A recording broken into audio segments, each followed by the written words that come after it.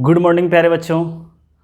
हाँ, आज हम लोग क्रैमर्स रूल्स स्टार्ट करने जा रहे हैं और बहुत बहुत बहुत बहुत इंपॉर्टेंट टॉपिक है ये आपके लिए। हाँ, आपको पहले ही बता रखे थे, जहाँ से सिस्टम ऑफ इक्वेशन स्टार्ट किए थे आपको बोले थे कि 70 to 80% जो क्वेश्चन है डिटर्मिनेंट का वहीं से पूछता है।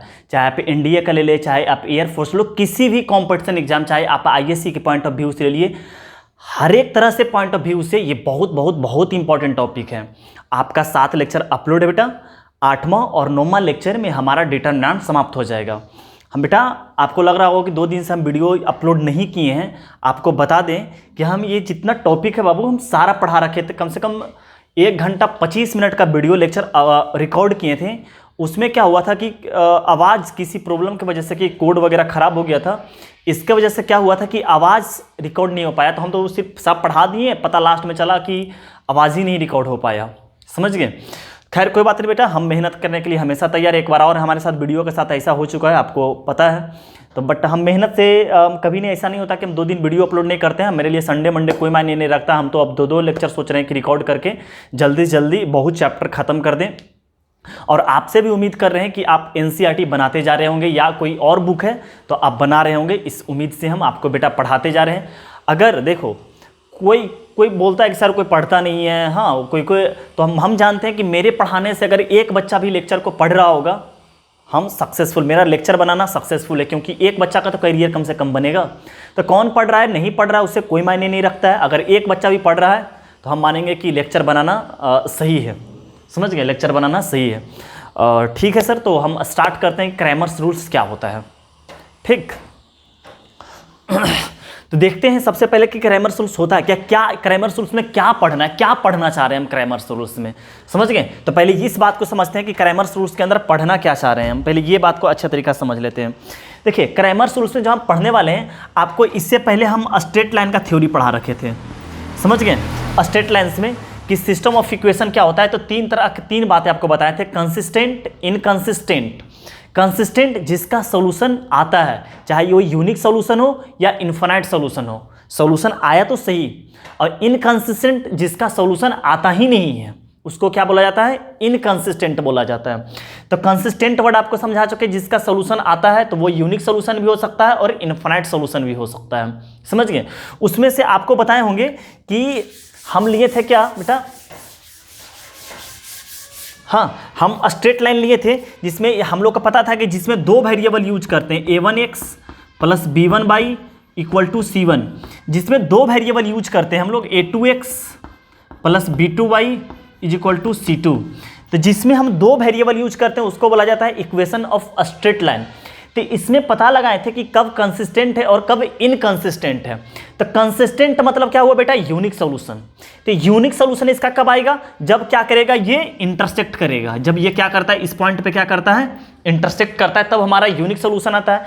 मतलब कि जब इंटरसेक्ट करेगा तब इसका स्लोप बराबर नहीं हो रहा होगा। स्लोप बराबर नहीं होने का मतलब क्या हो गया कि a1/a2, हाँ मतलब प्रोपोर्शनल, ये स्लोप से बराबर कर रहे हैं कि स्लोप से प्रोपोर्शनल इसका बराबर नहीं होगा। a1/a2 is equal to note b1/b2। समझ गए? ये यूनिक सॉल्यूशन का कंडीशन पढ़े थे। इसके बाद पढ़े थे कि नो सॉल्यूशन का कंडीशन क्या होगा, मतलब कि इनकंसिस्टेंट। इनकंसिस्टेंट कब होगा, नो सॉल्यूशन कब होगा? जब दोनों स्ट्रेट लाइन क्या हो जाए बेटा, कि पैरेलल हो जाए। ये हमारा क्या हो जाएगा? नो सॉल्यूशन हो जाएगा। अब पैरेलल होने का मतलब क्या होगा? कि स्लोप बराबर होगा। लेकिन पैरेलल होने का मतलब कदापि ये नहीं बोले थे कि कांस्टेंट बराबर होगा। कांस्टेंट अलग अलग होगा, पैरेलल तो होगा बट कांस्टेंट अलग अलग होगा। तो स्लोप बराबर होने का मतलब क्या हो गया कि a1/a2 is equal to b1/b2। ये स्लोप हो रहा है, लेकिन जरूरी नहीं है कि कांस्टेंट टर्म बराबर ही हो। ये हो गया था। समझ गए? तीसरा बात पढ़े थे इनकंसिस्टेंट। इनकंसिस्टेंट किसको बोला गया था? कि जिसका ये तो इनकंसिस्टेंट हो ही गया। इनफाइनाइट सॉल्यूशन, समझ गए? जो कंसिस्टेंट में ही आता है। तो इनफाइनाइट का मतलब क्या हुआ था कि सॉल्यूशन आने का मतलब क्या है कि ये एक लाइन और दूसरा लाइन दोनों क्या कर जाएगा? ओवरलैप कर जाएगा। इससे क्या हुआ था कि इनफाइनाइट सॉल्यूशन आया था। तो इसका इनफाइनाइट सॉल्यूशन होने का मतलब स्लोप बराबर और कांस्टेंट भी बराबर होना। तो इसका कंडीशन क्या बना था? a1/a2 is equal to b1/b2 is equal to c1/c2। ये हमारा क्या हो गया था? इनफाइनाइट सॉल्यूशन का कंडीशन। इससे रिलेटेड हम क्या किए थे? 2-3 प्रॉब्लम किए थे। इसी में क्या पढ़े थे? एक तरीका से और पढ़े थे कि a3x plus B3y is equal to C3। इसका बोला गया था कि ये कंसिस्टेंट है, ये दो वेरिएबल और तीन इक्वेशन को क्या बोला था बाबू कि कंसिस्टेंट है। तो कंसिस्टेंट का मतलब सॉल्यूशन आना, तो तीन चीज से एक ही सॉल्यूशन आना। इसके मतलब क्या हुआ कि दो के पॉइंट ऑफ इंटरसेक्शन से तीसरा पास होना, दो के पॉइंट ऑफ इंटरसेक्शन से क्या होना, तीसरा पास करना।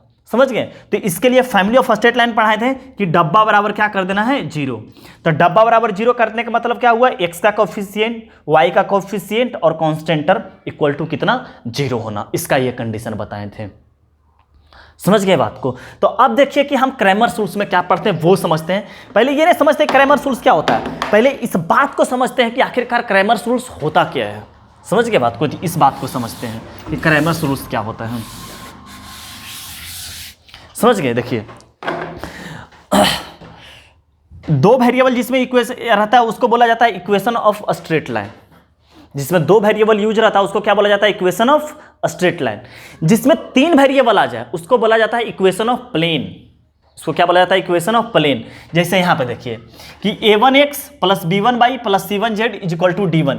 इसमें x y z तीन वेरिएबल यूज होता है, उसको क्या बोला जाता है, इक्वेशन ऑफ प्लेन। अब प्लेन हम एक चैप्टर ही पढ़ेंगे 3D में। हाँ, तो इसके लिए चिंता नहीं करना, बस जान जाइए कि दो वेरिएबल जिसमें यूज रहता है उसको बोला जाता है इक्वेशन ऑफ स्ट्रेट लाइन, और जिसमें तीन वेरिएबल यूज रहता है उसको बोला जाता है इक्वेशन ऑफ प्लेन। समझ गए बात को, उसको क्या बोला जाता है, इक्वेशन ऑफ प्लेन। बस इतना समझ लेते हैं हाँ, कि तीन वेरिएबल में जिसमें यूज रहता है उसको बोला जाता है इक्वेशन ऑफ प्लेन। अब क्रैमर्स रूल से क्या पढ़ना चाहते हैं कि हम जानते हैं कि दो वेरिएबल तो दो इक्वेशन, तीन वेरिएबल तो तीन इक्वेशन। समझ गए। तो इसी तरह क्या दिया हुआ है, तीन इक्वेशन हमारा दिया हुआ है। समझ गए बात को, ये तीन इक्वेशन। तो एक्स वाई जेड का वैल्यू निकालना, that is called Cramer's rules. कह रहे साला ये तो नया, इसमें क्या है, तो बचपन से पढ़ते आए हैं कि तीन इक्वेशन तीन वेरिएबल, दो इक्वेशन दो वेरिएबल, तो इसमें क्रैमर्स रूल्स कहां से आ गया। तो फिर से बोलते हैं कि तीन इक्वेशन तीन वेरिएबल, इसमें से एक्स वाई जेड का वैल्यू निकालना डिटर्मिनेंट मेथड से, that is called Cramer's rules. X y z तो हम लोग पहले बचपन से ही जानते थे, सब्स्टिट्यूशनल मेथड से करना, चाहे बहुत सारे मेथड जानते थे। जब अंडर 10 क्लास में आप पढ़ रहे होंगे तो टू इक्वेशन टू वेरिएबल निकालने के लिए तीन मेथड जानते थे, एक सब्स्टिट्यूशनल, एक डायरेक्ट सब्स्टिट्यूशनल, पता नहीं और कौन कौन मेथड था। समझ गए। तो हम लोग तीन मेथड जानते थे बनाने के लिए, बट दो इक्वेशन दो वेरिएबल, तीन इक्वेशन तीन वेरिएबल। तो इसमें से क्या बोला जाएगा कि अगर तीन इक्वेशन तीन वेरिएबल को अगर डिटर्मिनेंट मेथड से निकालते हैं, एक्स वाई जेड का वैल्यू, तीन इक्वेशन तीन वेरिएबल में एक्स वाई और जेड का अगर डिटर्मिनेंट मेथड से निकालते हैं तो इसको बोला जाता है कि क्रैमर्स रूल्स लगा के बनाए हैं। तो इसमें जो हमको पढ़ना है बेटा, जो आपको डिटर्मिनेंट में क्वेश्चन आएगा, अगर तीन इक्वेशन तीन वेरिएबल दिया, एक्स वाई जेड का अगर वैल्यू निकालने बोला, तो आपको क्रैमर्स रूल्स बोलेगा कि क्रैमर्स रूल्स लगा के बनाइए, तभी क्रैमर्स रूल्स लगाएं, अदरवाइज आप जो बचपन में सीखे हैं वही बनाइए। समझ गए बात को। अच्छा, अब तो समझ गए बात को कि एक्स वाई जेड का वैल्यू निकालना हम लोग क्या क्या कहलाता है कि क्रैमर्स रूल्स, अगर डिटर्मिनेंट मेथड से निकालते हैं तब। आपको बेटा आप देखिए होगा, मेरा डिटर्मिनेंट का सेकेंड लेक्चर में सिखाए होंगे कि a1x लिए थे, दो इक्वेशन दो वेरिएबल लिए थे, x का वैल्यू निकाले थे और उसको क्या किए थे, डिटर्मिनेंट बाई डिटर्मिनेंट कंपेयर करके सॉल्व किए थे टू ऑर्डर का। समझ गए। तो इसी तरह इसका भी प्रूफ है, अगर इसको भी डिटर्मिनेंट कर लेते तो अब डायरेक्ट हमारा x का वैल्यू आ जाता। मतलब कि दो इक्वेशन दो वेरिएबल डिटर्मिनेंट मेथड से निकाल सकते हैं, बिल्कुल निकाल सकते हैं। तो इसी से इसका प्रूफ निकलता है। समझ गए। तो प्रूफ नहीं करेंगे, बस हम आपको समझा देंगे कि कैसे कैसे क्या करना है, सॉल्व करना है। समझ गए। तो अब समझते हैं बेटा, ये बिल्कुल अच्छा तरीका समझ गए कि कंसिस्टेंट क्या होता है, इनकंसिस्टेंट क्या होता है, कब इनफाइनाइट सोल्यूशन आएगा, कब नो सोल्यूशन आएगा, कब यूनिक सोल्यूशन आएगा। ये अच्छे तरीका से आप क्या हो चुके हैं, सीख चुके हैं। हाँ, दो इक्वेशन दो वेरिएबल का, समझ गए, दो इक्वेशन दो वेरिएबल का। अब हम लोग सीखते हैं कि एक्स वाई जेड का तीन इक्वेशन, पहली बात कि दो इक्वेशन स्ट्रेट लाइन, तीन इक्वेशन तीन वेरिएबल, तो इक्वेशन ऑफ प्लेन हम लोग 3D में सीखेंगे। इक्वेशन ऑफ प्लेन चैप्टर नहीं पढ़ेंगे हम लोग, बहुत डिटेल पढ़ने वाले हैं चैप्टर। अब क्रैमर्स रूल से एक्स वाई जेड का कैसे वैल्यू निकाला जाता है वो सीखते हैं। देखिए अब यहाँ सीखिएगा, अब लिख रखे हैं यहाँ पर इक्वेशन ऑफ प्लेन लिख रखे हैं, वेयर वी एक्सपेंड, जब इसको एक्सपेंड करते हैं एक्स का वैल्यू तो आता है डेल्टा एक्स बाई डेल्टा। अगर एक्स का वैल्यू निकालने के लिए बोला है तो delta x by delta, y का वैल्यू निकालने के लिए बोला है तो delta y by delta, z का वैल्यू निकालने बोला है तो डेल्टा जेड बाई डेल्टा। अच्छा, मतलब नीचे नीचे डेल्टा तो सब में है, और डेल्टा निकालने का एक ही मात्र तरीका है, C1 में x का कोफिशिएंट, C2 में y का कोफिशिएंट और C3 में z का कोफिशिएंट। तो वेयर डेल्टा बराबर हमारा कितना हो गया, A1 x का कोफिशिएंट, A2 और A3, इसमें B1, B2 और B3, इसमें C1, C2 और C3। ये हमारा डेल्टा का वैल्यू हो गया, समझ गए, जिसमें नीचे डेल्टा डेल्टा डेल्टा लगा हुआ है। तो x का वैल्यू निकालना रहेगा तो नीचे नीचे x y z तीनों का वैल्यू निकालना रहेगा तो नीचे डेल्टा सम में आ जाएगा, पहली बात। दूसरी बात कि ऊपर x का वैल्यू निकालना है तो delta x by delta, delta x by delta, x का वैल्यू निकालना है तो delta x by delta, y का वैल्यू निकालना है तो delta y by delta, z का वैल्यू निकालना है तो डेल्टा z बाई डेल्टा, समझ गए। तो अब देखिए हम लोग क्या करते हैं कि अब हम लोग क्या निकालते हैं, डेल्टा निकालने हैं, इसको हम सॉल्व कर लेंगे। हाँ, तो हमारा आ जाएगा जो आना रहेगा। अब हम लिखते हैं डेल्टा x क्या होता है। तो एक बात समझिए कि डेल्टा कैसे निकलेगा बेटा, कि x का कोफिशिएंट C1 में, C2 में y का कोफिशिएंट और C3 में z का कोफिशिएंट। अब डेल्टा x समझते हैं कि डेल्टा x का वैल्यू कैसे निकालते हैं। क्या करेंगे, जिसका वैल्यू आपको निकालना है, डेल्टा x का वैल्यू निकालना है, तो पहली बात जान जाइए x का कोफिशिएंट का ना ही यूज करेंगे। डेल्टा x का वैल्यू निकालना है तो x का वैल्यू यूज हम नहीं करेंगे, तो उसके स्थान पर क्या यूज करेंगे, उसके स्थान पर कांस्टेंट का यूज करेंगे। तो सोचो कि जब हम डेल्टा लिखते हैं तो पहले x का कोफिशिएंट लिखते हैं, हमको डेल्टा x निकालना है तो x का कोफिशिएंट यूज नहीं करेंगे। क्यों नहीं करेंगे, क्योंकि आपको याद है जिस चीज का वैल्यू निकालना है उस चीज को एलिमिनेट करो। क्या बेटा गलती बोले, जिस चीज का वैल्यू निकालना है उस चीज को नहीं, क्या गलती बोल दी है क्या,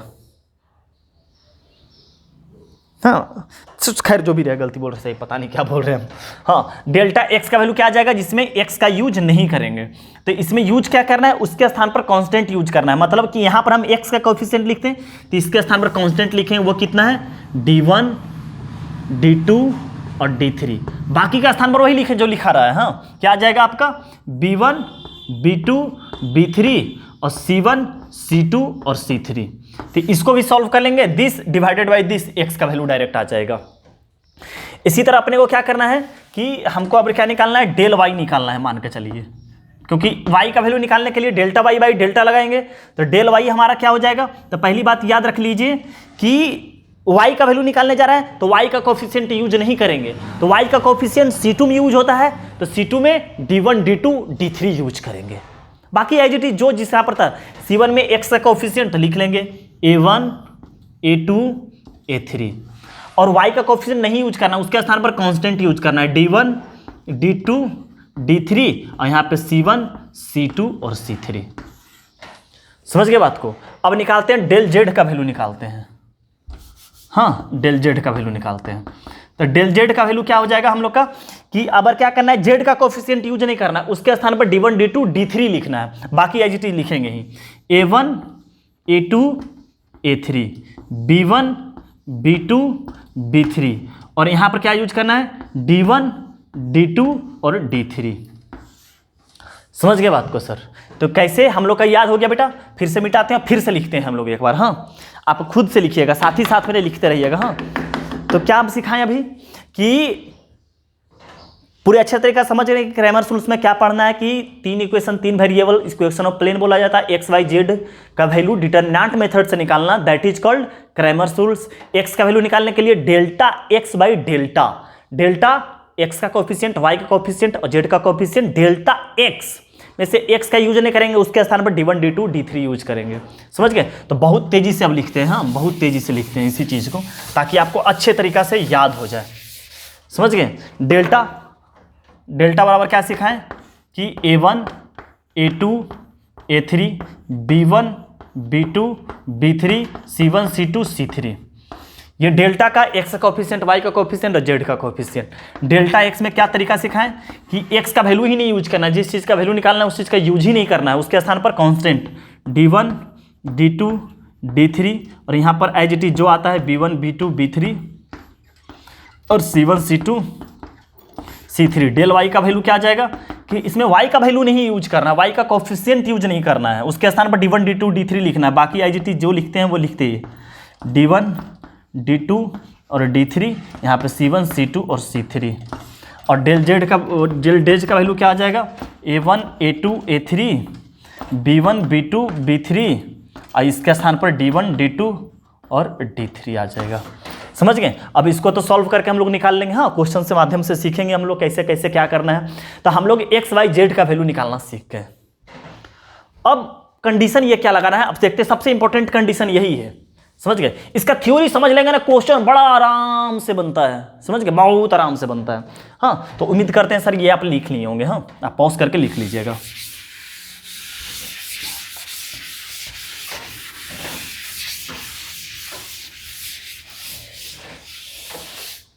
अब देखिए कि हम जब बेटा कि इक्वेशन ऑफ स्ट्रेट लाइन में क्या एक्स और वाई का वैल्यू निकालना नहीं जानते थे? बताइए कि इक्वेशन ऑफ स्ट्रेट लाइन में एक्स वाई का वैल्यू निकालना तो जानते थे, तो उसके बाद हम क्यों पढ़े कि नो सॉल्यूशन कब होगा, यूनिक सॉल्यूशन कब होगा, इनफाइनाइट सॉल्यूशन कब होगा? कंडीशन उसका जानते हैं, सबका कंडीशन जानते हैं कि यूनिक सॉल्यूशन का कंडीशन क्या होगा, इनफाइनाइट सॉल्यूशन का कंडीशन क्या होगा। समझ गए बात को? ये सब सारा कंडीशन कब होगा। इसी तरह हम लोग इक्वेशन ऑफ प्लेन के लिए जिसमें एक्स वाई जेड का वैल्यू निकालते हैं, तो वो इक्वेशन ऑफ प्लेन में एक्स का वैल्यू कब, एक्स वाई जेड का कब वैल्यू इनफाइनाइट हो जाएगा, कब नो सॉल्यूशन होगा, कब यूनिक सॉल्यूशन निकाल लेंगे, ये चीज सीखना चाह रहे हैं हम। समझ गए? इसके लिए एक कंडीशन लिखा हुआ, वो समझते हैं, बहुत इजी वे में हम याद करवा देंगे। हाँ, बहुत इजी वे में याद करवा देंगे हम बातें को। समझ गए क्या बोलना चाहें कि एक क्या आप सीखने वाले कंडीशन के तहत क्या सीखने जा रहे हैं कि कब इनफाइनाइट सॉल्यूशन होगा, कब यूनिक सॉल्यूशन होगा और कब नो सॉल्यूशन होगा। जैसे स्ट्रेट लाइन में सीखे थे, आईजीटी उसी टाइप का सीखते हैं। तो देखते हैं, पहला पढ़ते हैं। हाँ, वही कंडीशन जो लिख रहे हैं, थ्योरी में लिख रखे हैं, उसी को आपको रफ में समझा रहे हैं। हाँ, आपको थ्योरी फिर वहाँ लिखा हुआ रहेगा। सोचिए बेटा कि delta x, delta y, delta z हम लोग इससे लिख लेंगे, डेल्टा भी लिख लेंगे। सोचो कि यूनिक सॉल्यूशन कब आएगा, यूनिक सॉल्यूशन कब आएगा? जब अगर डेल्टा का वैल्यू हमारा कुछ भी हो जाए, सिर्फ जीरो के बराबर ना हो। क्योंकि जैसे ही डेल्टा का जीरो का वैल्यू बराबर आ जाएगा, एक्स वाई जेड तीनों एक साथ इनफाइनाइट की ओर भागेगा। समझ रहे बात को? तीनों एक साथ क्या होगा बेटा, इनफाइनाइट की तरफ भागेगा। अगर जैसे डेल्टा का वैल्यू क्या हो जाएगा, जीरो के बराबर होगा, तो वो इनफाइनाइट का भागेगा। मतलब कि हम लोग का यूनिक सॉल्यूशन के लिए delta equal to not zero होना पड़ेगा यूनिक सॉल्यूशन के लिए। यही बात लिखा है कि if delta equal to not zero then system of equation gives unique solution. ये हमको क्या देगा बेटा, यूनिक सॉल्यूशन देगा। समझ गए बात को? ये हमारा क्या देगा, एक यूनिक सॉल्यूशन देगा। हो गया ये कि यूनिक सॉल्यूशन। देखिए यहां समझ रहे हैं कि ये अगर जीरो के बाकी कुछ भी हो जाए, इससे कोई फर्क नहीं पड़ता। ऊपर जीरो आ जाएगा, क्या होगा, जीरो डिवाइडेड बाय समथिंग, क्या हो जाएगा, जीरो। डेल्टा का वैल्यू कुछ भी हो जाए, सिर्फ जीरो के बराबर नहीं होना चाहिए। और जैसे ही जीरो के बराबर नहीं होगा, ये हमारा क्या कहलाएगा, यूनिक सॉल्यूशन कहलाएगा। अब समझते हैं कि डेल्टा का वैल्यू जीरो नहीं होता है तब यूनिक सॉल्यूशन कहलाता है। तो अब इस बात को समझते हैं कि कब ये इनफाइनाइट सॉल्यूशन और कब ये नो सॉल्यूशन कहलाएगा। समझ गए बात को? कब ये इनफाइनाइट सॉल्यूशन और नो सॉल्यूशन कहलाएगा ये। तो समझते हैं हम, हाँ समझते हैं इस बात को कि मान के चलिए कि इफ, हाँ दूसरा बात सीख रहे हैं कि अगर डेल्टा का वैल्यू क्या हो जाएगा, जीरो अगर हो गया, डेल्टा का वैल्यू क्या हो गया, अगर जीरो हो गया, तो ये दो ब्रांचेस का खुलता है। आप कंडीशन अगर पूछेगा इनफाइनाइट सॉल्यूशन का, अगर पहला कंडीशन और सफिशिएंट कंडीशन अगर पूछता है तो कहेगा एक ही कंडीशन बताओ। तो नो सॉल्यूशन के लिए भी डेल्टा बराबर जीरो और इनफाइनाइट सॉल्यूशन के लिए भी डेल्टा बराबर जीरो। यहां से दो ब्रांच खुला, एक ब्रांच खुला बेटा इनफाइनाइट सॉल्यूशन का, हाँ इनफाइनाइट सॉल्यूशन का एक ब्रांच खुलता है, और दूसरा ब्रांच खुलता है नो सॉल्यूशन का। अब इस बात को समझते हैं कि कब इनफाइनाइट सॉल्यूशन होता है, कब नो सॉल्यूशन होता है, क्योंकि डेल्टा बराबर जीरो तो दोनों के लिए हो गया। तो यहां पर क्या देखेंगे बेटा कि अगर हम फिर क्या निकाल के देखेंगे कि डेल्टा बराबर मान के चलिए जीरो हो गया, तब इसके बाद हम डेल्टा एक्स निकालेंगे, फिर हम डेल्टा वाई निकालेंगे और फिर हम डेल्टा जेड निकालेंगे। अगर तीनों एक साथ जीरो हो गया तो ये इनफाइनाइट सॉल्यूशन कहलाएगा। मतलब कि डेल्टा बराबर भी जीरो, डेल्टा एक्स बराबर भी जीरो, डेल्टा वाई बराबर जीरो और डेल्टा जेड बराबर जीरो। अगर चारों एक साथ जीरो के बराबर होता है, क्या बोल रहे हैं, चारों एक साथ अगर जीरो के बराबर होते हैं तब ये इनफाइनाइट सॉल्यूशन कहलाएगा, अदरवाइज ये नो सॉल्यूशन कहलाएगा। नो सॉल्यूशन का कंडीशन देखते हैं क्या बोल रखा है। क्या बोले कि डेल्टा बराबर जीरो तो दो ब्रांच, और अगर तीनों एक साथ जीरो हो गया तो इनफाइनाइट सॉल्यूशन। और तीनों में से कोई एक भी अगर जीरो के बराबर नहीं होता है तब ये नो सॉल्यूशन कहलाएगा। जैसे कि मान के चलिए डेल्टा एक्स बराबर जीरो हो गया, डेल्टा वाई बराबर जीरो हो गया और डेल्टा जेड बराबर जीरो नहीं होता है, तो क्या तीनों एक साथ जीरो हुआ? क्या नहीं हुआ। तो तीनों में से कोई एक भी अगर जीरो के बराबर, डेल बराबर जीरो तो होगा ही, ये फिक्स हो गया, लेकिन ये तीनों में से कोई एक भी अगर जीरो के बराबर नहीं होता है तो नो सॉल्यूशन कहलाएगा। वही बात यहां लिख रखे हैं कि if delta equal to not zero then system of equation gives unique solution. Delta बराबर नोट जीरो तो यूनिक सॉल्यूशन। इफ डेल्टा बराबर zero, delta x, delta y, delta z तीनों एक साथ जीरो के बराबर होता है तो ये कहलाता है इनफाइनाइट सॉल्यूशन। और इनफाइनाइट सॉल्यूशन भी क्या कहलाता है बेटा? कंसिस्टेंट कहलाता है। तो आप चाहें तो बगल में कंसिस्टेंट लिख सकते हैं। हाँ, बगल में कंसिस्टेंट लिख सकते हैं। और नो सॉल्यूशन क्या कि डेल्टा बराबर जीरो तो होगा ही, अगर डेल्टा एक्स, डेल्टा वाई और delta z is not equal to zero, तीनों में से कोई एक भी अगर जीरो के बराबर नहीं होता then system of linear equation has no solution. समझ गए बाबू? हाँ, क्या बात है, क्या बात है, क्या बात है। हाँ, तो हम फिर से एक बार रिकॉल कर लेते हैं सारी चीज़ें, हाँ, ताकि आपको याद रहे अच्छे तरीक़ा से कि हम कैसे डेल्टा लिखना सीखे, कैसे डेल्टा एक्स लिखना सीखे, डेल्टा वाई, डेल्टा जेड कैसे लिखना। यूनिक सॉल्यूशन डेल्टा बराबर नोट जीरो तब यूनिक सॉल्यूशन। नो सॉल्यूशन या इनफाइनाइट सॉल्यूशन के लिए पहला कंडीशन कि डेल्टा बराबर जीरो, इसका दो ब्रांच खुलेगा। इनफाइनाइट सॉल्यूशन के लिए delta x, delta y, delta z तीनों एक साथ जीरो के बराबर होगा तब ये इनफाइनाइट सॉल्यूशन कहलाएगा। नो सॉल्यूशन कब कहलाएगा? डेल्टा बराबर जीरो तो रहेगा ही, और delta x, delta y, delta z में से तीनों में से कोई एक भी अगर जीरो के बराबर नहीं होता है तब वो क्या कहलाता है? नो सॉल्यूशन कहलाता है। समझ में आ गया हमारे बच्चों? तो अब इस बात को, सारी बातें नोट कर लीजिए, हम आगे क्वेश्चन से शुरुआत करते हैं। हाँ,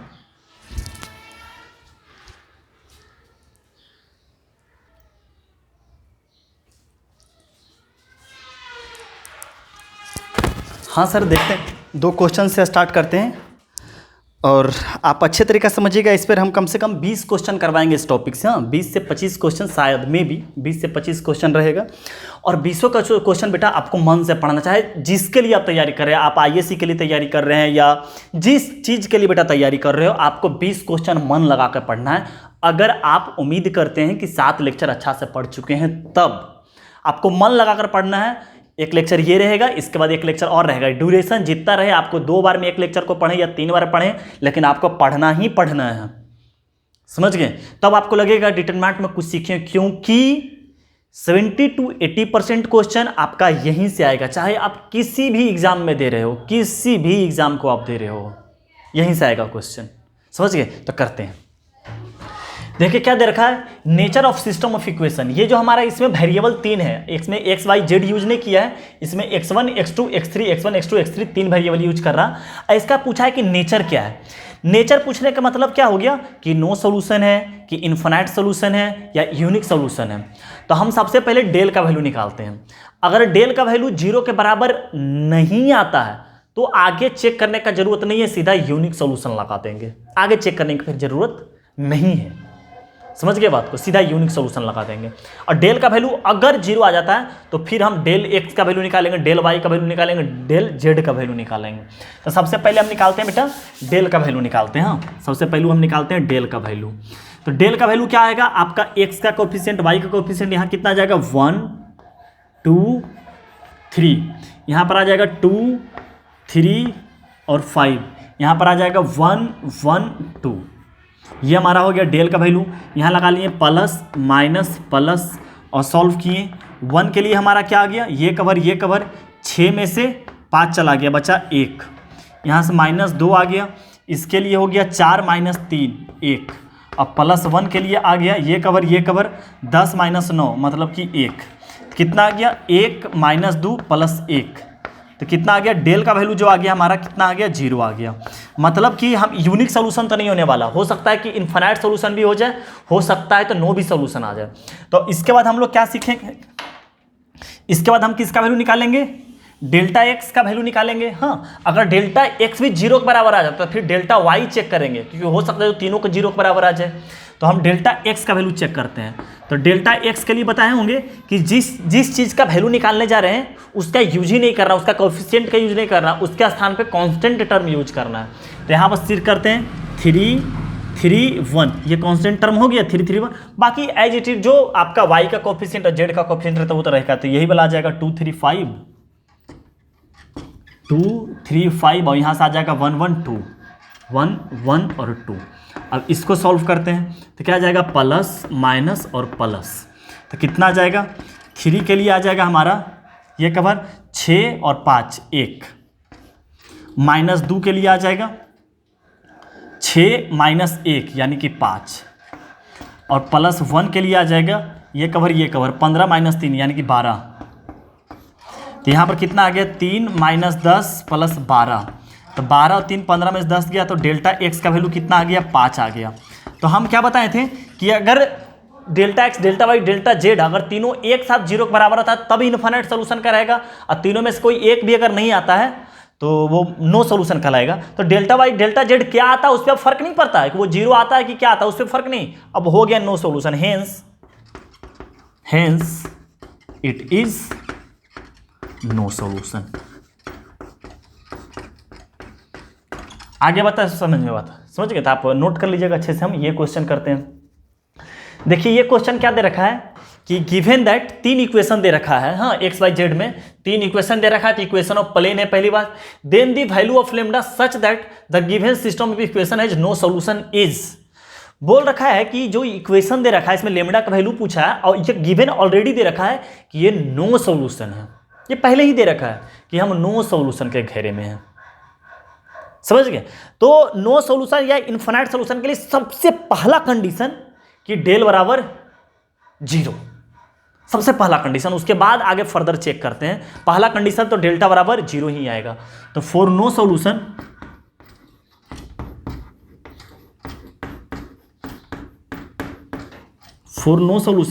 डेल बराबर क्या आ गया हमारा 0, और डेल बराबर 0 आते ही हम x का कोफिशिएंट x का कोफिशिएंट कितना है 2, यहाँ पर से x का कोफिशिएंट 1 और यहाँ पर से x का कोफिशिएंट 1, यहाँ पर से y का कोफिशिएंट -1, यहाँ पर से y का कोफिशिएंट -2 और यहाँ पर से y का कोफिशिएंट 1, यहाँ पर से z का कोफिशिएंट 2, यहाँ पर से 1 और यहाँ पर से लेम्डा इज इक्वल टू क्या आ गया 0।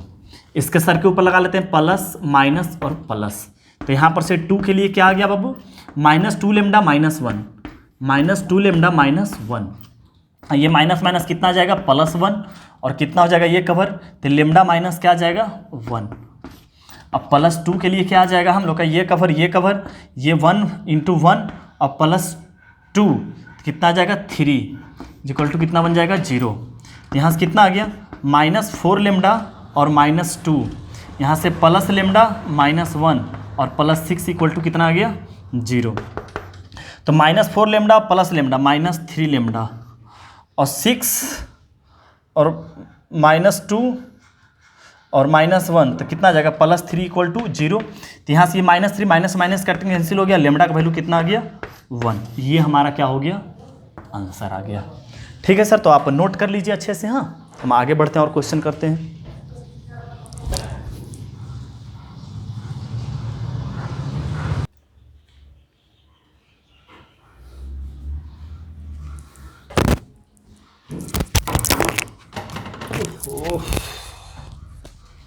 हाँ सर देखिए इस क्वेश्चन को करते हैं।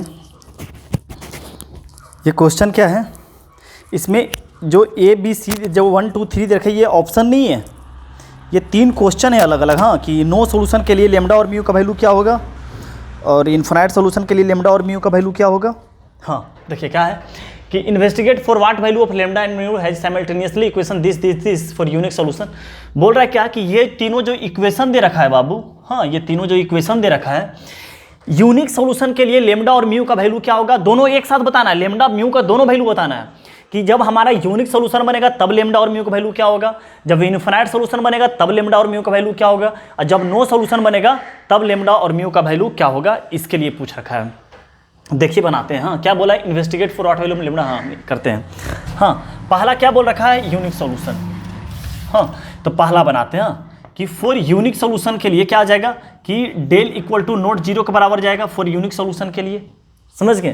तो डेल बराबर होने का मतलब कि एक्स का कोफिशिएंट 1 1 1 1 1 1, वाई का कोफिशिएंट 1 2 2, जेड का कोफिशिएंट 1 3 और lambda is equal to not zero, समझ गए। इसको सर के ऊपर सॉल्व कर लेते हैं, प्लस माइनस प्लस, तो कितना आ जाएगा 1 के लिए हमारा आ जाएगा 2 लेमडा माइनस 6, -1 के लिए आ जाएगा ये कवर, हाँ लेमडा माइनस 3, अब +1 के लिए आ जाएगा 2 - 2, ये बन गया 0 is equal to not zero. तो यहाँ से कितना आ जाएगा 2 लेमडा और यहाँ से आ जाएगा लेमडा, तो यहाँ से आ जाएगा सिंपल लेमडा, तो कितना आ जाएगा -6 और +3, -6 तो -3 इक्वल टू नॉट जीरो, तो लेमडा इज इक्वल टू कितना हो जाएगा नॉट 3। तो बोला है एक साथ हर एक कंडीशन में लेमडा और म्यू दोनों का वैल्यू बताना है। तो सोचिए, समझने वाली बात है कि जब del equal to not zero कर रहे थे तो ये तो म्यू पे डिपेंड ही नहीं करता है, समझ गए। तो म्यू का वैल्यू कुछ भी ले सकते हैं, हाँ इस पर कुछ भी लेंगे डेल पर कोई फर्क ही नहीं पड़ेगा उसका, क्योंकि साथ ही साथ इसमें क्योंकि म्यू का वैल्यू तो निकला नहीं, अब बोला है कि लेमडा और म्यू दोनों का वैल्यू बताना है, इसलिए हमारा जो आंसर होगा क्या, म्यू का जो भाई आंसर होगा, लेमडा का जो आंसर होगा क्या होगा कि lambda belongs to all real number, except क्या कर लेंगे, इसको लिख सकते हैं 3। ये बात समझ गए। लेमडा का वैल्यू कुछ भी ले सकते हैं, सिर्फ 3 ना लेंगे, क्योंकि 3 लेते हैं क्या बन जाएगा 0 बन जाएगा, और 0 के लिए इन्फिनिट और नो सॉल्यूशन होता है। और म्यू का वैल्यू क्या हो जाएगा ऑल रियल नंबर, तो ये हमारा क्या हो जाएगा पहला का आंसर। म्यू का ऑल रियल नंबर क्यों हो गया, क्योंकि ये डिपेंड ही नहीं कर रहा है म्यू पे। अब बनाते हैं दूसरा क्या बोला है कि इनफिनाइट सॉल्यूशन।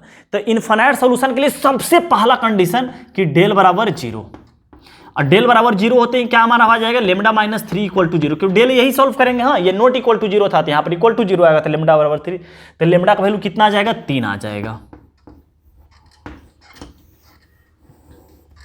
समझ गए।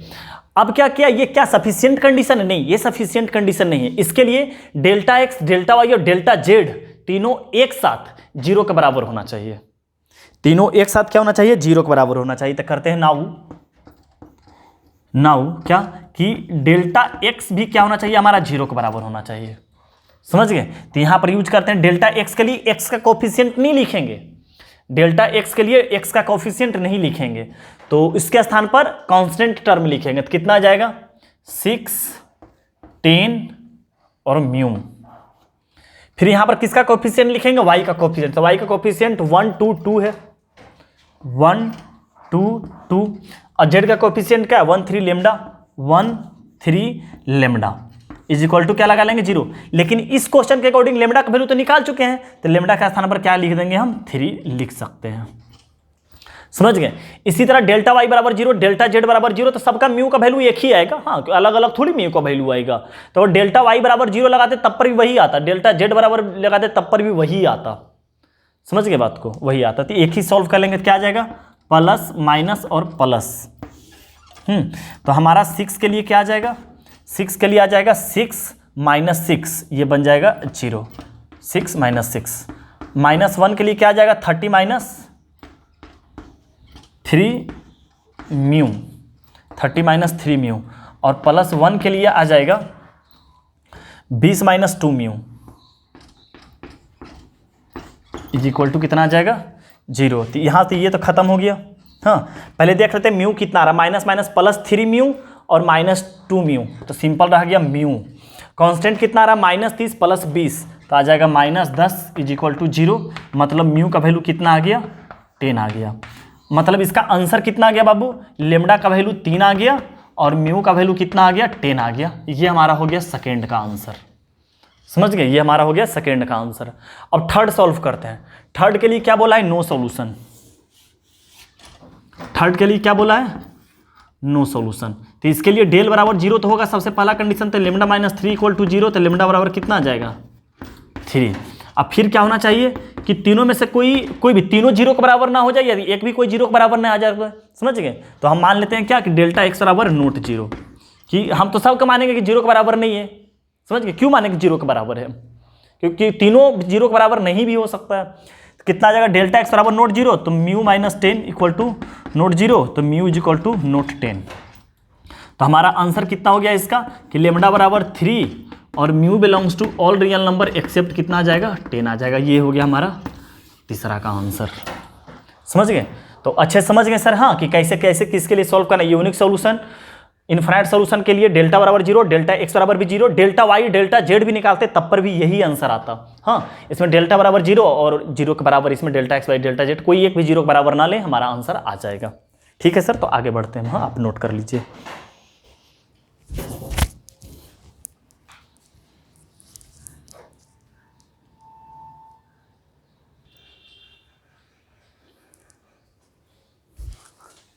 हाँ सर, देखिए इसको बनाते हैं, ये भी बहुत अच्छा क्वेश्चन है। क्या है कि the number of value of K for which the linear equation this and this poses a non zero solution. अब समझते हैं ये वर्ड नॉन जीरो के मतलब क्या होता है। एकदम ध्यान से समझिए कि नॉन जीरो का मतलब बोलना क्या चाह रहा है, समझ गए? और जीरो का मतलब क्या होता है? क्या है कि जो तीन लीनियर इक्वेशन दे रखा है, बोल रखा है कि नॉन जीरो सॉल्यूशन है। नॉन जीरो, जीरो का मतलब कितना हो गया? जीरो सॉल्यूशन का मतलब कितना हो गया? आप बोलना। जीरो का मतलब कि इसी को बोल सकते हैं नो सॉल्यूशन भी बोल सकते हैं। जीरो का मतलब कितना हो गया कि नो सॉल्यूशन। जीरो सॉल्यूशन ही नहीं निकला। जीरो होने का मतलब क्या है कि सॉल्यूशन ही ना निकला।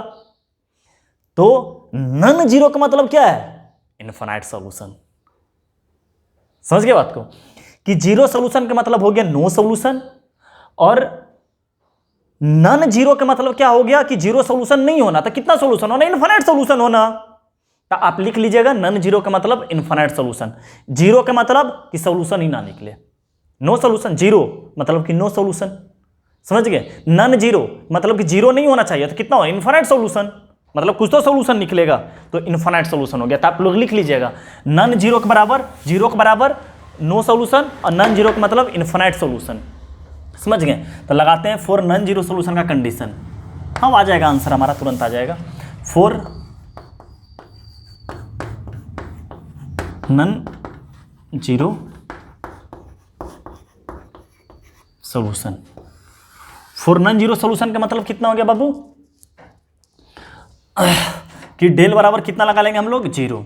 और डेल बराबर जीरो लगाते हैं, कितना आ जाएगा हम लोग का कि x का कोफिशिएंट 4 आ जाएगा, वहाँ से k आ जाएगा, और यहाँ से 2 आ जाएगा। 4k 2, y का कोफिशिएंट यहाँ से k आ जाएगा, उस इक्वेशन से 4 आ जाएगा, और इस इक्वेशन से 2 आ जाएगा। z का कोफिशिएंट यहाँ से 2 आ जाएगा, वहाँ से 1 आ जाएगा, और यहाँ से आपका 1 ही आ जाएगा।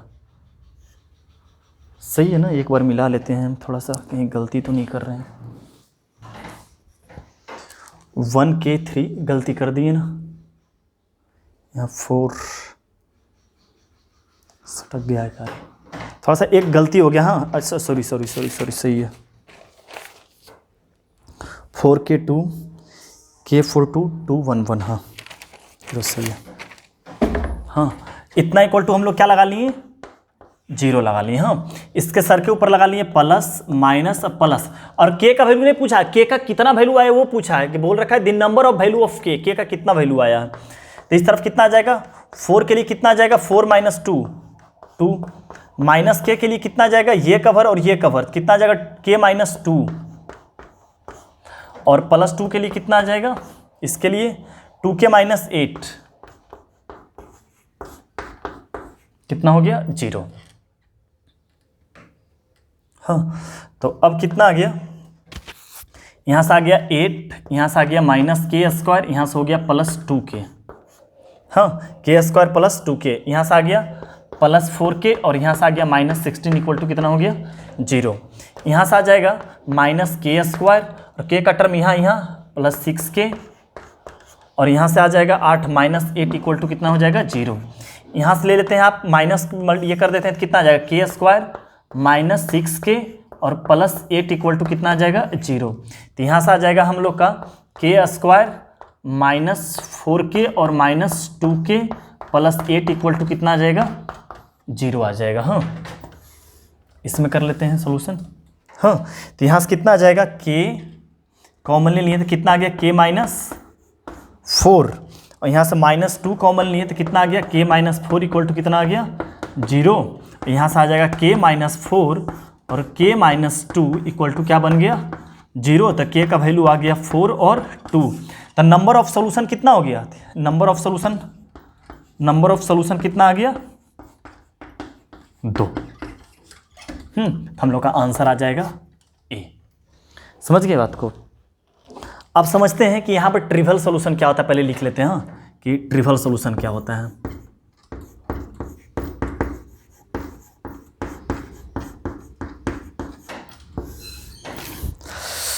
It is a unique solution,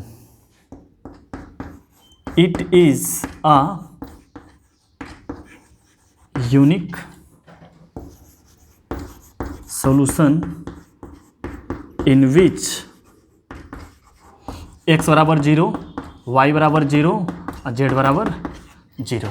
देखिए समझते हैं पहले। हाँ, यहाँ पर एक वर्ड, नया वर्ड सीखे क्या कि नॉन जीरो का मतलब क्या होता है। यहाँ पर देखिए क्वेश्चन क्या है, if the trivial solution is only solution. Trivial solution का मतलब क्या होता है, यूनिक सॉल्यूशन, एक प्रकार के यूनिक सॉल्यूशन होता है। ये कैसा यूनिक सॉल्यूशन होता है वो समझते हैं हम लोग। हाँ, क्या बोला है, if the trivial solution is only solution, if the system of equation this then this set of value of k. तो के का वैल्यू क्या होगा जब ट्रिवियल सॉल्यूशन होता है। तो पहले अच्छा समझिएगा कि ट्रिवियल वर्ड का मतलब क्या होता है। ट्रिवियल बेटा एक यूनिक सॉल्यूशन होता है। ट्रिवियल एक क्या होता है, एक यूनिक सॉल्यूशन होता है। ट्रिवियल एक यूनिक सॉल्यूशन होता है, समझ गए। तो पूछा it is a unique solution in which x y z तीनों एक साथ क्या होता है, 0 के बराबर है। तो एक ऐसा सॉल्यूशन है जिसमें x का भी वैल्यू 0 हो, y का वैल्यू 0 हो, z का वैल्यू भी क्या हो, 0 हो। जैसे कोई लेते हैं इक्वेशन लेते हैं 2x + 3y + 9z = 0। हाँ, यहाँ पर लेते हैं x + 2y - 5z = 0। यहाँ पर लेते हैं 4x - 3y और +2z = 0। ये मान चलिए कि एक इक्वेशन है, समझ गए। तो आप देखकर ही हम लोग एक्स वाई जेड का वैल्यू निकालने का मतलब क्या होता है कि इक्वेशन को वो क्या करता है, सेटिस्फाई भी करता है। तो आप देखकर बता सकते हैं इसको कि एक्स का वैल्यू 0, वाई का वैल्यू 0 और जेड का वैल्यू तीनों में सेटिस्फाई करता है। ये देख लीजिए, एक्स का वैल्यू 0 रखने से ये 0, ये 0, ये 0, तीनों एक्स वाई जेड ये भी 0, मतलब तो ये प्रकार का क्या हो गया कि ऐसा इक्वेशन जिसमें एक्स वाई जेड तीनों एक साथ 0 हो जाता है, ऐसे सॉल्यूशन को ट्रिवियल सॉल्यूशन बोला जाता है।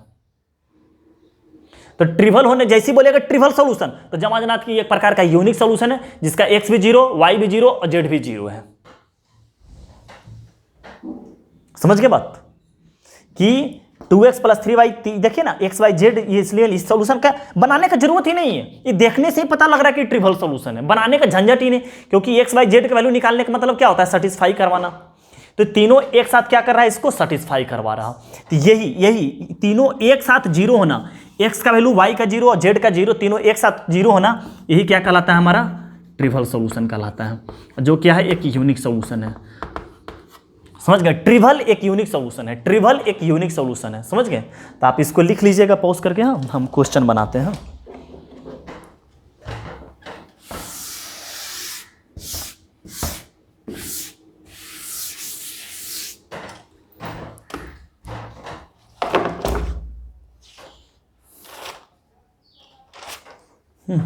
तो हम लोग सॉल्यूशन करते हैं इसका।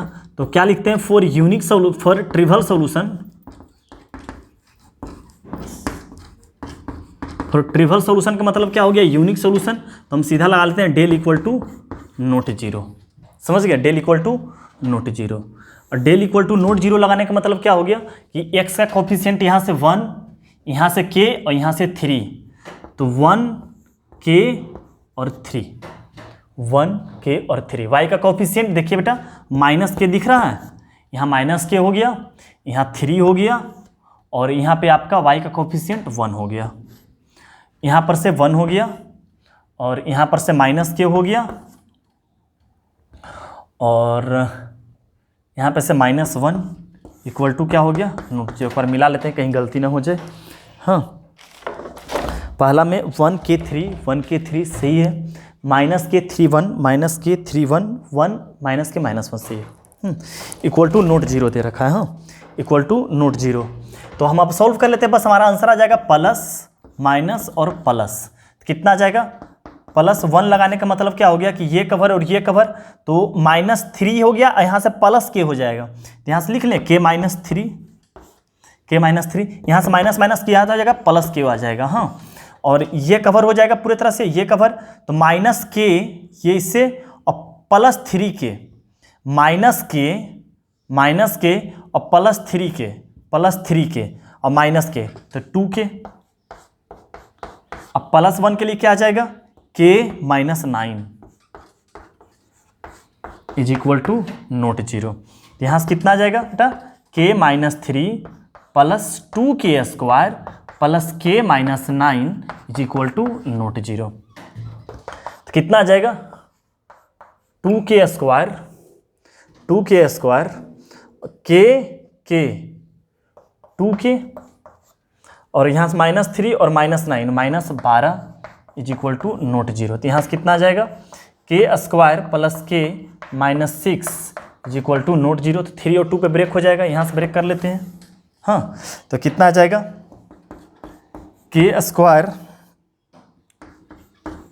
प्लस 3k -2k, 3 में से 2 चला गया तो के आ जाएगा, और मल्टीप्लाई देखिए -6 आ रहा, और -6 इक्वल टू नोट जीरो। तो कितना आ गया, के स्क्वायर, के कॉमन लिए तो के +3 और -2 ले लिए तो के +3 इक्वल टू नोट जीरो। तो यहाँ से आ गया के +3 और के -2 इक्वल टू नोट जीरो। तो के का वैल्यू हो गया नोट इक्वल टू 2 और -3। तो इसके मतलब आंसर क्या आ जाएगा कि k belongs to all real number except 2 और -3। समझ गए, तो हमारा आंसर आ जाएगा बी।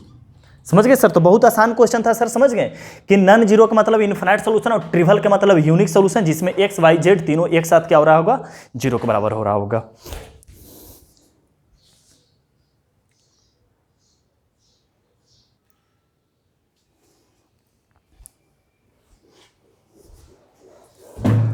हाँ देखिए सर, इस क्वेश्चन को करते हैं, बहुत अच्छा क्वेश्चन है और शानदार क्वेश्चन है, बहुत अच्छा क्वेश्चन है ये, हाँ, अच्छा से आप समझिएगा कि क्या बोल क्या रखा है क्वेश्चन को। ये क्या दे रखा है कि let a B c be any real, हाँ, ए बी सी को क्या है बेटा, एनी रियल नंबर है।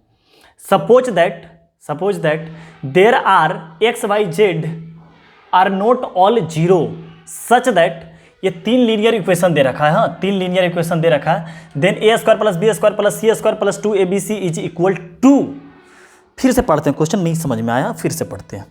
क्या दे रखा है, let a B c be any real number, suppose that there are x y z not all zero. अरे साला, ये ए बी सी तो कोई रियल नंबर है, एक्स वाई जेड तो वेरिएबल है। अब बोल रखा है क्या कि एक्स वाई जेड तीनों एक साथ जीरो नहीं है, एक्स वाई जेड तीनों एक साथ जीरो नहीं है। अगर तीनों एक साथ जीरो रहता तब क्या होता, ट्रिवल सॉल्यूशन। तीनों एक साथ जीरो के बराबर नहीं है तब non trivial. Trivial is a unique solution, non trivial is a not unique solution, मतलब कि डेल्टा बराबर जीरो खेलेंगे। समझ, क्या एक्स वाई जेड का वैल्यू आएगा वो पता नहीं, लेकिन इतना जानते हैं कि ट्रिवल तो नहीं होगा, और ट्रिवल एक यूनिक सॉल्यूशन है, तो ये नॉन ट्रिवल है, तो नॉन ट्रिवल के लिए यूनिक सॉल्यूशन नहीं होगा, हाँ, मतलब और भी बहुत सारा एक्स का वैल्यू वेरी करेगा, तो डेल्टा बराबर जीरो। तो पहले देखते हैं कि लीनियर इक्वेशन शुद्ध रूप से लिखा हुआ ही नहीं है, तो पहले शुद्ध रूप से लीनियर इक्वेशन लिखते हैं। जैसे कि पहला लीनियर इक्वेशन कितना है, x -3y और -bz इक्वल टू 0, ये पहला लीनियर इक्वेशन हमारा। दूसरा लीनियर इक्वेशन देखिए y से स्टार्ट है, तो cx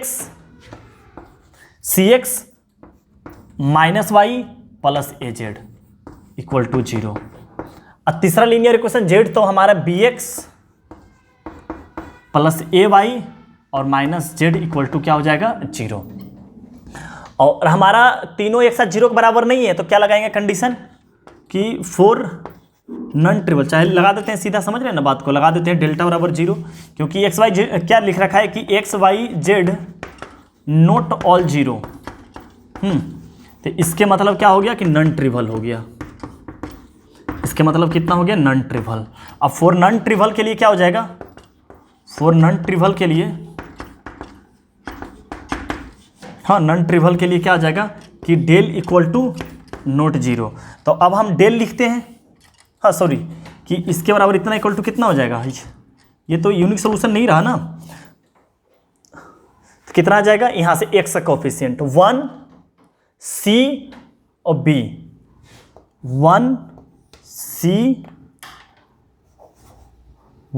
C और क्या आ जाएगा B, फिर y का कोफिशिएंट -C -1 और A, यहाँ से A, z का कोफिशिएंट -B A और यहाँ पर आ जाएगा -1 इज इक्वल टू नॉट 0। तो यहाँ पर ले लेते हैं प्लस माइनस और प्लस, तो 1 के लिए क्या आ जाएगा हमारा बाबू, 1 के लिए आ जाएगा 1 माइनस ए स्क्वायर, 1 माइनस ए square, minus minus plus C के लिए कितना आ जाएगा माइनस सी और माइनस सी माइनस ए बी, माइनस सी और माइनस ए बी, और माइनस बी के लिए कितना आ जाएगा ये कवर और ये कवर, तो ए c plus B, a c plus B. हम इस तरफ सोल्यूशन कर लेते हैं, इस तरफ कर लेते हैं, समझ गए, आप लोग कर लीजिएगा। फिर यहाँ पर कितना आ जाएगा 1 माइनस ए स्क्वायर, इसके लिए यहाँ से आ जाएगा प्लस सी स्क्वायर और सी को मल्टीप्लाई करेंगे तो आ जाएगा माइनस ए बी सी, यहाँ से आ जाएगा माइनस ए बी सी और यहाँ से आ जाएगा minus b square is equal to not 0, समझ गए, is equal to sorry is equal to 0, is equal to not 0 की 0, हाँ is equal to 0, is equal to 0, क्योंकि नोट 0 तो लगता है ट्रिवल के लिए, हाँ तो is equal to 0, is equal to क्या आ जाएगा 0। तो अब हम यहाँ से खेल लेते हैं, कितना आ जाएगा माइनस ए स्क्वायर और देखिए माइनस बी स्क्वायर और प्लस सी स्क्वायर आ गया, प्लस सी स्क्वायर आ गया, एक मिनट हाँ 1 1 1 ना 1 c b minus C minus 1 a minus b a minus 1, हम लोग गलती कर दिए क्या कहीं, 1 माइनस ए स्क्वायर प्लस सी माइनस ए बी, हाँ minus b a c plus b, यहाँ पे गलती हम लोग कर दिए ना, ये यहाँ से किए तो माइनस माइनस तो प्लस आ गया, इसका इससे करेंगे तो माइनस सी होगा यहाँ पे, हाँ यहाँ पर माइनस सी होगा, इस माइनस सी होने के कारण यहाँ पर कितना आएगा माइनस सी स्क्वायर आएगा, हाँ माइनस सी स्क्वायर, और यहाँ से देखिए कितना आ गया बाबू ए माइनस ए बी सी और minus A B c minus 2 A B C is equal to कितना हो गया 0, 0, और यहाँ से एक आ जाता है कितना, एक आ जाता है +1 इज इक्वल टू कितना आ गया 0, माइनस से मल्टीप्लाई कर दें कितना आ गया A square plus B square plus C square plus 2 A B C और ये -1 इक्वल टू कितना आ गया 0, हम लोग कितना आ गया A square plus B square plus C square plus 2 A B C is equal to कितना आ जाएगा 1, ये हमारा कितना हो गया आंसर हो गया, समझ गए, तो 1 हमारा क्या हो जाएगा आंसर आ जाएगा। आगे समझिए बेटा कि क्या बोल रहा था कि x y z not all 0, तो इसका मतलब कितना हो गया कि एक्स वाई जेड तीनों एक साथ 0 होने का मतलब ट्रिवल, और एक्स वाई जेड तीनों एक साथ ना 0 होने का मतलब नन ट्रिवल, तो ट्रिवल के लिए डेल्टा बराबर 0, तो नन ट्रिवल बराबर डेल्टा बराबर नोट 0, तो ये लगा लिए प्लस माइनस सॉल्व करके कर लिए, हाँ तो आप लोग इसको पॉज करके लिख लीजिएगा, हम मिटा देते हैं, समझ गए, ये हमको नेक्स्ट क्वेश्चन सोल्यूशन करना है, बस इतना ही पहले मिटा लेते हैं, इतना ही से काम चल जाएगा हमको।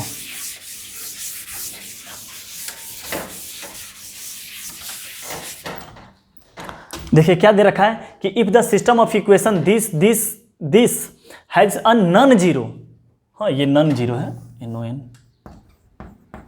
Non zero solution, then a B c are A P G P H P. तो पहले कंडीशन हम लोग सीख लेते हैं कि अगर ए बी सी अगर ए पी में रहता है तो हमारा कितना आता है b इक्वल टू कितना आता है a plus c divided by कितना आता है 2। अगर A B C G P में रहता है तब हमारा आता है b बराबर अंडर रूट ए सी। अगर जी पी एच पी में रहता है तो इसके बराबर आता है b बराबर कितना आता है 2ac divided by a plus C. मतलब कि ए बी सी निकालने के लिए अपने को b का वैल्यू निकालना है। b को भाई चेक करते हैं कि तीनों में से क्या आता है, वही हमारा क्या हो जाएगा कंडीशन हो जाएगा। आपको अच्छे तरीके से बता रहा है कि b का अंडर रूट ए सी और b equal to 2ac divided by a plus C. तो मतलब कभी भी अगर ए बी सी निकालने के लिए पूछ रहा है कि A B C A P में है कि जी पी में है कि एच पी में, हमेशा b का वैल्यू निकाल कर देखते हैं। हाँ ये आप लोग जानते ही हैं, ये सारा चीज़ b पर डिपेंड करता है। तो फॉर नॉन जीरो, जीरो के लिए तो बताए थे, जीरो के लिए सोल्यूशन ऐसे इन्फिनाइट सोल्यूशन, जीरो के लिए मतलब एक भी सोल्यूशन नहीं, मतलब कि नो सोल्यूशन। हाँ जीरो, और इससे क्या हो गया इन्फिनाइट। तो इन्फिनाइट कंडीशन के लिए क्या लगा देते हैं, डेल्टा बराबर जीरो, और डेल्टा बराबर जीरो लगाते हैं। अपने का मकसद क्या है, बी का वैल्यू निकालना। तो यहाँ से 1, यहाँ से 1 और यहाँ से भी 1, मतलब कि यहाँ आ जाएगा 1 1 और 1, यहाँ से आ जाएगा 2a, यहाँ से आ जाएगा 3b, यहाँ से आ जाएगा 4c, तो आ जाएगा 2a plus 3b plus 4c। Z का a b c, हाँ सीधा प्लस माइनस प्लस लगा दो। हाँ आप प्रॉपर्टी भी लगा सकते हो, सीधा लगा सकते हो, कोई दिक्कत नहीं, बहुत आसानी से बन जाता है। 1 के लिए क्या आ जाएगा, ये कवर तो कितना आ जाएगा 3bc और माइनस 4bc, तो मतलब माइनस bc सीधा लिख लेते हैं। देखो 3bc माइनस 4bc, तो सीधा bc आ जाएगा, 3 में से चला जाए, माइनस 2a लगा लेते हैं। हाँ माइनस 2 के लिए c माइनस b और प्लस a के लिए ये कवर a के लिए ये कवर, तो 4c माइनस 3b क्या लगाते हैं 0।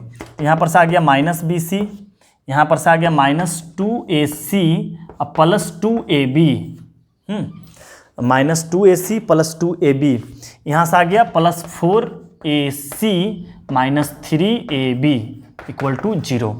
अब देखते हैं कि कोई bc का कोई है भाई, bc नहीं, तो मतलब माइनस bc को रहने देते हैं। ac का कोई भाई, ac का भाई 4ac माइनस 2ac, तो प्लस 2ac।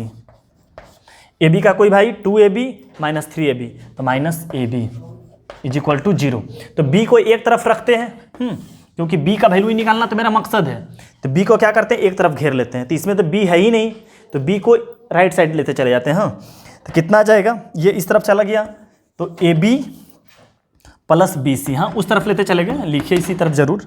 और कितना आ जाएगा 2ac के बराबर आ जाएगा। हाँ 2ac, तो b यहाँ से कॉमन लिए तो कितना आ गया, a plus c is equal to कितना आ गया 2ac, तो b इक्वल टू कितना आ गया 2ac divided by a plus c. It is the condition of, हाँ ये कितना है हमारा है HP का कंडीशन है, तो हमारा आंसर क्या आ जाएगा HP। देख रहे हैं कितना आसानी से क्वेश्चन बन रहा है सर, तो आप इसको नोट कीजिए, और अच्छा क्वेश्चन हम लोग करते हैं अभी तुरंत।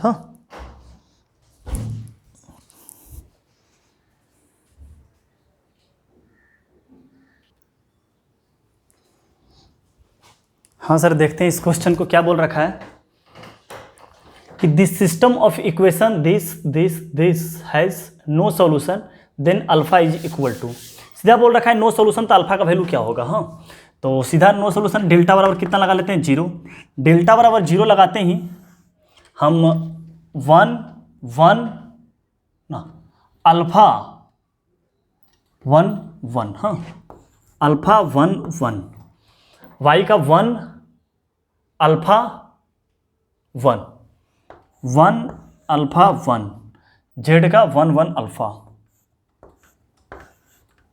इज इक्वल टू कितना आ जाएगा 0। सर के ऊपर लगा लेते हैं प्लस माइनस प्लस, तो कितना आ जाएगा हम लोग का कि अल्फा के लिए क्या बन जाएगा कि अल्फा स्क्वायर माइनस 1, माइनस 1 के लिए हो जाएगा अल्फा माइनस 1, और प्लस 1 के लिए जाएगा ये कवर और ये कवर, तो 1 माइनस अल्फा, हाँ 1 minus alpha, 1 minus alpha is equal to क्या आ जाएगा 0। तो यहाँ से क्या आ जाएगा हमारा क्यूबिक बन जाएगा alpha cube minus alpha plus 1, और यहाँ से आ जाएगा plus 1 minus alpha is equal to कितना आ जाएगा 0। तो यहाँ से कितना आ गया अल्फा क्यूब माइनस 3 अल्फा और प्लस 2 इज इक्वल टू 0। तो पूछा है कि अल्फा का वैल्यू क्या आएगा, समझ गए। हाँ अल्फा का वैल्यू, तो आपको पता है कि क्यूबिक में क्या करते हैं, हीट एंड ट्रायल मेथड से देखते हैं पहले एक वैल्यू कौन इसमें क्या करता है सेटिस्फाई करता है। तो इसके क्या ले जाते हैं कांस्टेंट के पास जाते हैं, इसका फैक्टर ही इसको सेटिस्फाई करता है।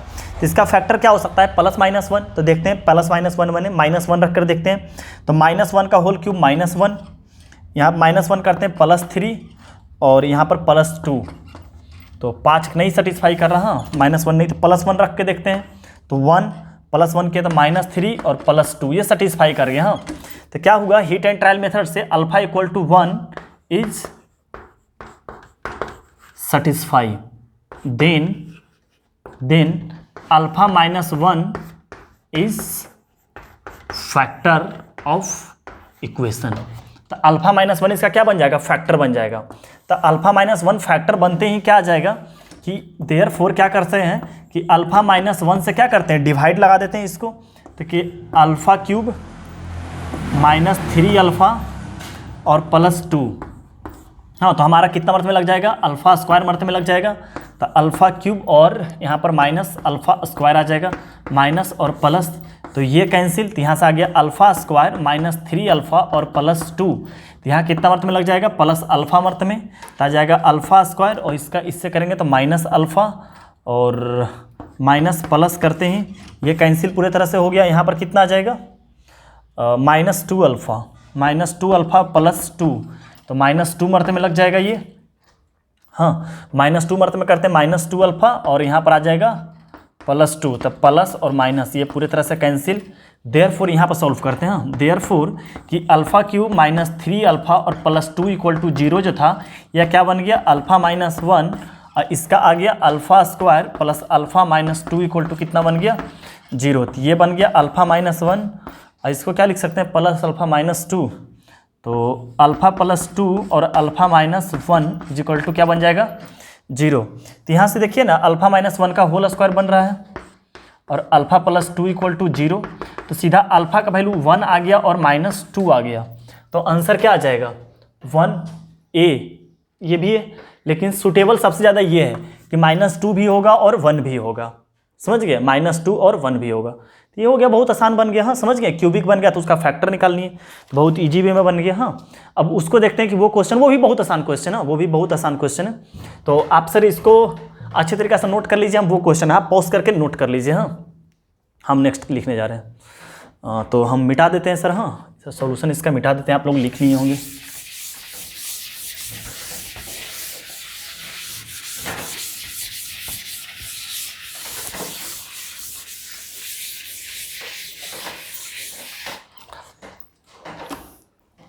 देखिए क्या है, let lambda be a real number for which the system of linear equation this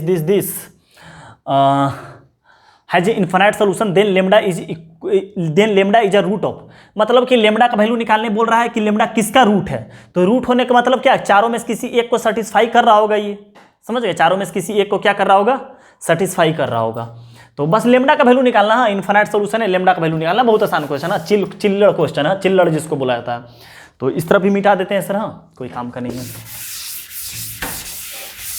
चिल्लड़ question जिसको बोला जाता है वो में से है। हाँ, तो क्या हो गया, हम लोग लगा लेते हैं क्या कि डेल्टा बराबर 0 लगा लेंगे, समझ रहे हैं, क्योंकि इनफाइनाइट सोल्यूशन है।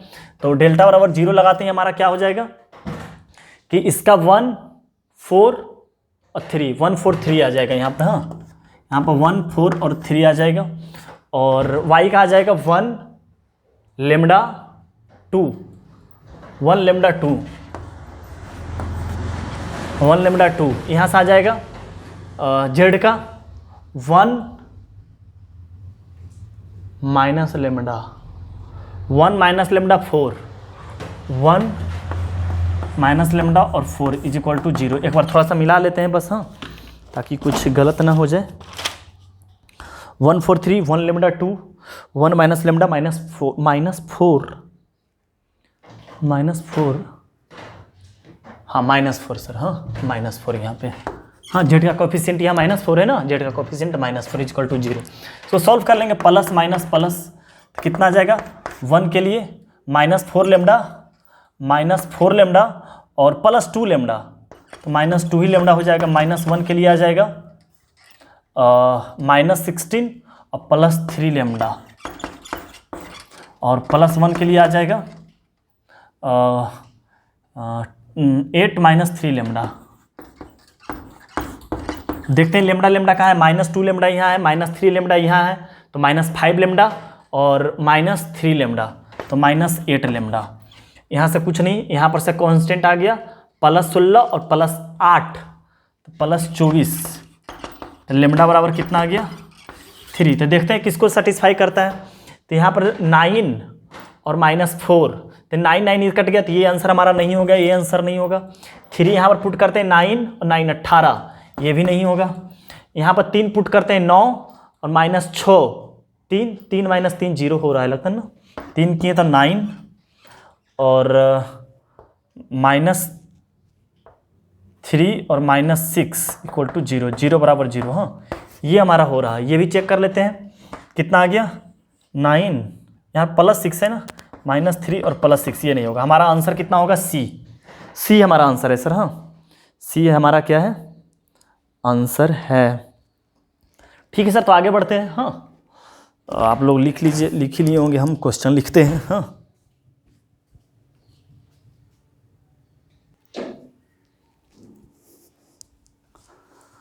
हाँ सर, देखिए क्वेश्चन। ओहो, इतना डिस्टर्ब हो रहा है, अच्छा नहीं यार।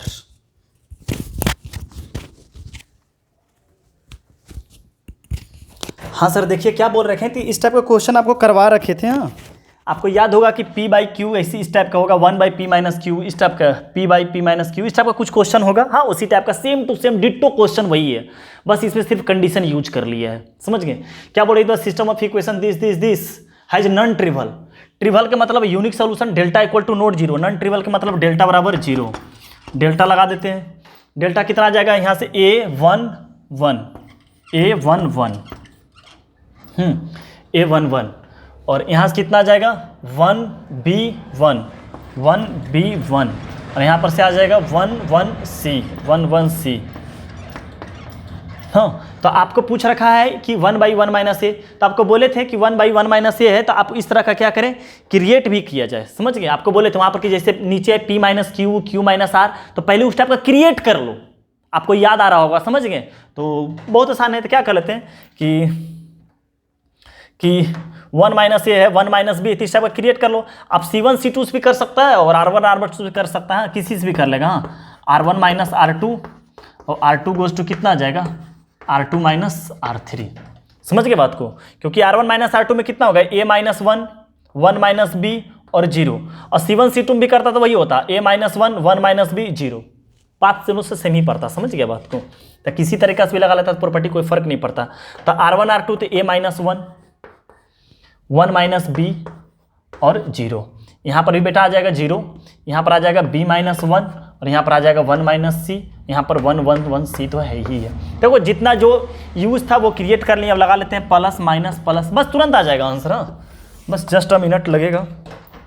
कितना आ गया A-1 से कवर करेंगे तो कितना आ जाएगा A-1, तो CB-1 आ जाएगा। हाँ, CB-1 और माइनस, हाँ, -1 - c। समझ गए बात को? -1 - c, इसके लिए यहाँ आ गया। हाँ, यहाँ से आ जाएगा -1 - b के लिए क्या आ जाएगा, ये कवर और ये कवर, तो ये तो 0 हो गया, और ये -1 - c आ जाएगा। हाँ, -1 - c इज इक्वल टू क्या आ जाएगा 0। तब मल्टीप्लाई कर लेते हैं, कितना आ जाएगा, इसका मल्टीप्लाई इससे कितना आ जाएगा CA-1 और B-1, ऐसे तो हो गया। अच्छा, इसका इससे ना, तो इसका इससे हो जाएगा -A-1 और 1 - c, ऐसे हो जाएगा +1 - b और 1 - c इज इक्वल टू कितना हो जाएगा 0। अब सोचो, ये सबको नीचे लाने के लिए डिवाइड कर देते हैं इसी से।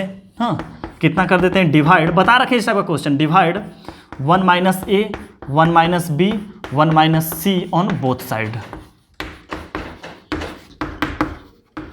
हाँ, आपको बता रखे थे पहले क्या किए, डेल बराबर 0, इस चीज़ को क्रिएट करने के लिए क्रिएट कर लिए, प्लस माइनस कर लिए, इस चीज़ को लाने के लिए नीचे डिवाइड कर दिए। तो आपको पता है कि this divided by this, this divided by this, this divided by this और दिस डिवाइडेड बाई दिस होता है, तो 0 ही हो जाएगा। तो यहाँ से कर लेते हैं कितना, CA-1 B-1 divided by 1 - a 1 - b और 1 - c प्लस माइनस है।